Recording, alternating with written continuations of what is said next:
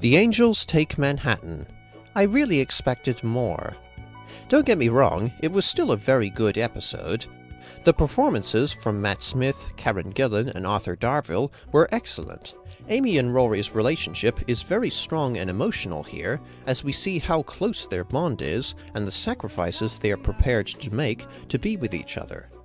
The Power of Three did a good job of depicting their stable marriage life at home, and their love, which has been established and developed throughout Moffat's 3 seasons, culminates in The Angels Take Manhattan amidst the very dire situation of a city infested by weeping angels. I also enjoyed the tense chemistry between Smith and Alex Kingston as River's song.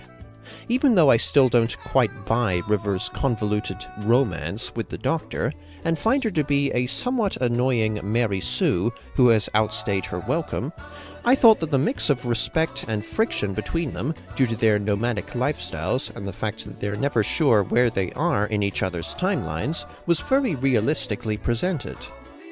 Matt Smith continues to impress as the Doctor. These moments when he's grim, vulnerable, and desperate go a long way toward balancing his quirkiness and humanizing his character, and you feel his pleading sorrow when he is about to lose Amy and Rory.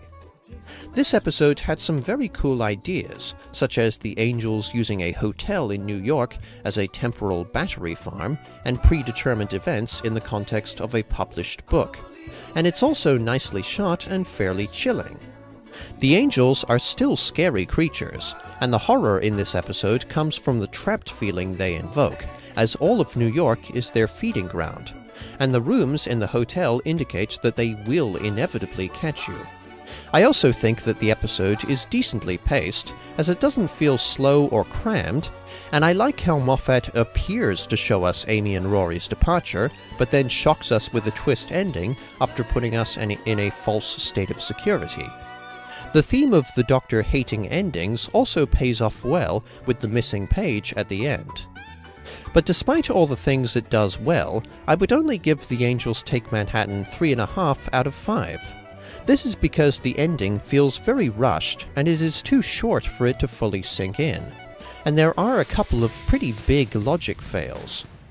Why is River so callous and uncaring about Rory, her own father, being locked in a dark room with a pack of weeping angels? How can the Statue of Liberty be a weeping angel? Weeping angels are quantum locked, meaning that they can only move when not observed. But since New York is nicknamed the city that never sleeps, and its population was almost 7.4 million in the late 1930s, which is when most of this episode is set, then how can the statue ever be able to move? Also, it's been established that it's almost impossible for the Doctor to land the TARDIS in 1930s New York due to all the time distortions. I accept this, but it doesn't mean that Amy and Rory are truly lost to the Doctor when they were zapped back in time by a weeping angel. The Doctor can't land the TARDIS in New York at the point in time where Amy and Rory were sent back to, but that doesn't mean that they have to stay in New York. Back in 1938, or whenever they were sent back, Amy and Rory could move to anywhere outside New York and signal for the Doctor to pick them up, meaning that they wouldn't be stranded in the past.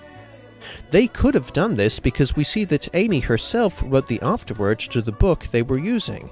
She could have written something like, "Doctor, meet us at Trinity College in Hartford on 11th of November 1939. We're waiting for you," or something like that. But let's assume that Amy and Rory are destined to be buried in this New York cemetery in the end of the episode.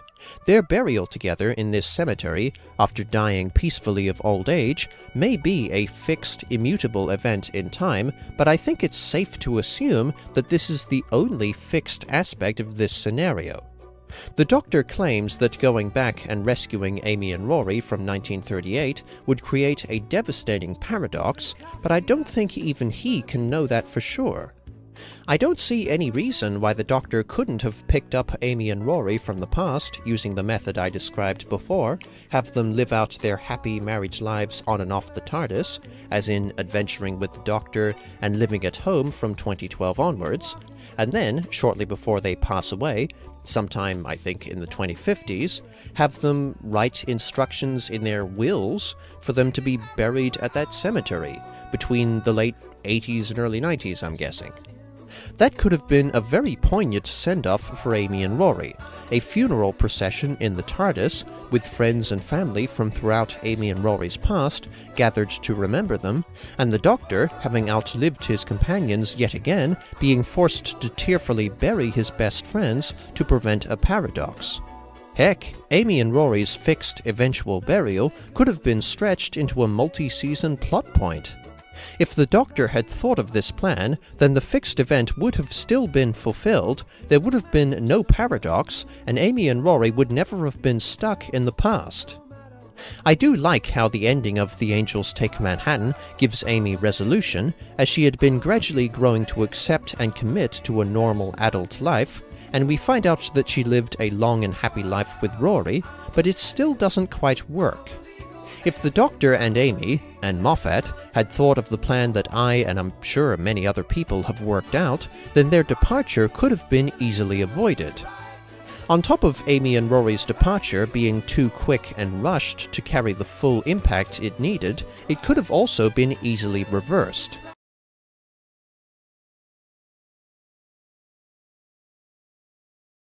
The Angels Take Manhattan is a good episode, but I still think that the best episode so far from Season 7 is the amazing A Town Called Mercy.